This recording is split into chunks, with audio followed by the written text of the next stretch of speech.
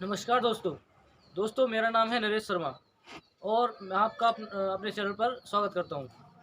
दोस्तों आज मैं बहुत ही अहम मुद्दे पर बात करने वाला हूं, जो कि हमारी गायों से रिलेटेड है बात।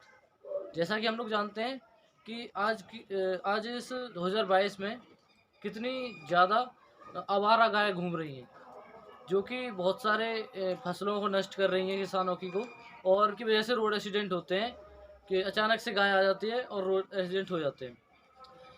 तो दोस्तों इसके लिए हम किसे जिम्मेदार ठहराएं? गायों का उत्पादन कहाँ से हो रहा है? वो हो रहा है डेयरी फार्म से। और जो गाय बाहर छूटी हुई हैं उनमें से 70 से 80% जो हैं वो बछड़े हैं, मतलब मेल काफ है। और जो मेल काफ है आजकल ट्रैक्टर की वजह से खेती बाड़ी में उसका कोई यूज़ नहीं है। और जो भैंसा बुक यूज करते थे लोग, बैलगाड़ी वगैरह, वो भी बहुत हद तक ख़त्म हो चुकी हैं, और हैं तो वो भी गांव में है। तो जो शहर की जो आपकी डेयरी फार्म है वो अपने बछड़ों को क्या करते हैं, वो ऐसे छोड़ देते हैं अपने को सड़कों पे, रोड पे। हम देखें कि बाहर जो छूटी हुई गाय हैं उनमें से गाय क्यों छोड़ी जा रही हैं? पहली बात तो बछड़े हैं, चलो छोड़ो, बछड़ों को छोड़ दिया, ठीक है, एक बात अलग होगी। गायों को क्यों छोड़ा जा रहा है? क्योंकि उनके अंदर दूध नहीं है। 2-3 लीटर वाली गाय को डेयरी वाला नहीं रखेगा। डेयरी वाले को चाहिए कि वो 12 से 15 लीटर दूध देती हो गाय, जिससे कि उसका मुनाफा हो। 2-3 लीटर वाली शुरू से उसका क्या मुनाफा होगा, जो 1 लीटर 2 लीटर। खासकर हमारे देसी गाय जो होती हैं,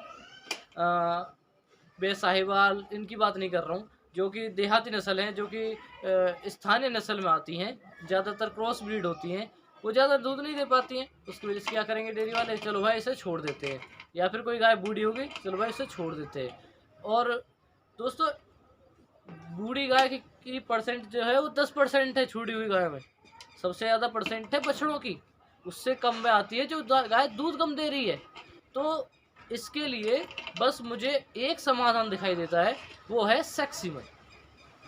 सेक्सीमन जो कि बहुत ही थोड़ा कॉस्टली है नॉर्मल सीमन से। जैसे मैं अपनी ग्रेटर नोएडा की बात करूं तो यहाँ पे कोई किसी डॉक्टर के पास 2000 का भी सीमन है सेक्सीमन, किसी पास 3000 का भी है, अपने अपने नस्ल के हिसाब से। और जहीं हम नॉर्मल सीमन की बात करें तो वो 500 रुपये का है।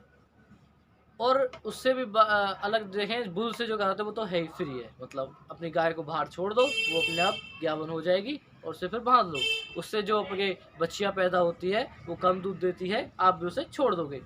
तो एक काम क्या हो सकता है इसमें कि अब हम जो सीमन लाते हैं उससे बच्चियाँ प्रोड्यूस हो, खाली बच्चियाँ, वो भी अच्छी नस्ल की। तो जो अब छूटे हुए हैं उनमें तो हम कुछ नहीं कर सकते, लेकिन आने वाली नस्लों को सुधारने के लिए हम क्या करेंगे? आने वाली नस्ल को सुधारने के लिए हम ये करेंगे कि हम सेक्स सॉर्टेज सीमन का यूज करेंगे, जिससे कि एक अच्छी नस्ल की गाय हमें मिले। और आपने देखा होगा बाहर अच्छी नस्ल की गाय को कोई नहीं छोड़ता, ना बच्चिया को छोड़ता, ना गाय को छोड़ता, क्योंकि अच्छी नस्ल वाली गाय दूध की गाय होती है। वो 12 से 14 लीटर दूध जब गाय देगी तो किसान को मुनाफा होगा, ना कि वो उसे छोड़ने जाएगा। अगर आप सेक्स सॉर्टेज सीमन यूज करते हैं तो उससे बछड़ों की जनसंख्या में भारी कमी आएगी। तो भाई सेक्स सॉर्टेज सीमन तो सस्ता नहीं हो सकता, क्योंकि उसकी बहुत ही कम ब्रांच है। तो सरकार से ही अनुरोध किया जा सकता है कि कैसे भी इसमें उत्तर प्रदेश में हमारे में सेक्स सॉर्टेज सीमन का ज़्यादा से ज़्यादा प्रोड्यूस हो, या फिर उसको बनाया जाए। और हमारे जो गरीब इलाके हैं जहाँ पे इतना ज़्यादा लोगों के पास पैसा नहीं है कि वो 2-3 हज़ार रुपये दे के सेक्स सॉर्टेज सीमन ले, बच्चियाँ ले, सोचता सोचता है कि मुझे दूध चाहिए, मुझे बच्चियाँ का क्या करना है। तो ये बात अलग है। तो भाई सरकार को क्या करना चाहिए कि मतलब सरकारी हॉस्पिटल में उनको फ्री तो नहीं कहूँगा मैं, क्योंकि ये भी एक तरह से बहुत कॉस्टली पड़ रहा है, फ्री नहीं, लेकिन उसकी कुछ कीमतें, उसकी कीमत अगर कम हो जाती है सेक्स सॉर्टेज सीमन की, तो ये हम लोगों के लिए बहुत अच्छी बात होगी, और साथ साथ हमारे गोवंश के लिए भी बहुत अच्छी बात होगी। अब बात आती है सेक्स सॉर्टेज सीमन किस नस्ल का होना चाहिए, क्योंकि हम देखते हैं कि हमारे कई गाँव में, कई देहात में लोगों के पास व्यवस्था नहीं है कि वो जर्सी, एचएफ और मतलब विदेशी गायों के लिए गर्मियों में पंखे की व्यवस्था कर सके और कूलर की व्यवस्था कर सके। क्योंकि ये बात हम सब जानते हैं कि एचएफ गाय, जर्सी गाय जो ज़्यादा गर्मी झेल नहीं पाती है, वो थोड़ी ही गर्मी में कुत्ते की तरह होंकने लग जाते हैं, मुंह खोल के होंकती हैं, सांस लंबी लंबी सांस लेंगी और उन पर गर्मी झेलती नहीं है, बहुत जल्दी बीमार हो जाती हैं गर्मियों में वो। इसलिए हमें चाहिए कि हमारी देसी नस्ल प्लस विदेशी नस्ल का ऐसा क्रॉस ब्रीड बने जिससे कि वो गर्मी भी सस्टेन कर ले। ज़्यादा दूध की तो नहीं बनेगी कि 20-25 लीटर की दूध की बने, कोई बात नहीं, 15 से 14, 15, 12, 13, 14, 15 इन लीटर के बीच में आ जाए तो भी ये बहुत बड़ी वरदान होगा हमारे लिए। दोस्तों, अगर आपको ये छुट्टल गायों का समापन करना बिल्कुल मतलब ये एक भी गाय बाहर न रहे, तो सबसे पहले हमें कई बातों का ध्यान रखना पड़ेगा। जैसे कि कोई भी आदमी जो गाय रख रहा है वो अपनी गाय को बाहर के सांड से ज्ञावन ना कराए, पहली बात, क्योंकि उससे ज्ञावन होने वाली बच्चियाँ भी होगी अगर, तो वो भी दूध की नहीं होगी, ये बात गारंटी है।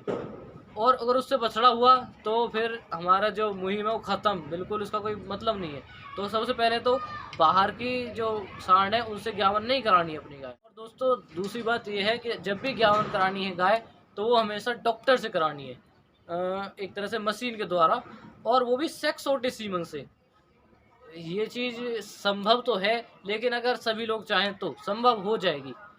थोड़ा इसमें गवर्नमेंट को भी इन्वॉल्व होना होगा, गवर्नमेंट को भी, कि उसे इसके सेक्स और सीमन के रेट कम करने होंगे, तभी इसका कुछ निवारण हो सकता है। उससे पहले कुछ नहीं होगा। लोग ऐसे ही बछड़े पैदा करते रहेंगे, लोगों के द्वारा बछड़ों को छोड़ा जाएगा, डेयरी के द्वारा बछड़ों को छोड़ा जाएगा, गायों को छोड़ा जाएगा कम दूध वाली को, क्योंकि वो ऐसे सांडों के ज्ञावन हुई हैं जिनका कोई रिकॉर्ड नहीं है, जिनका कोई कुछ भी नहीं है।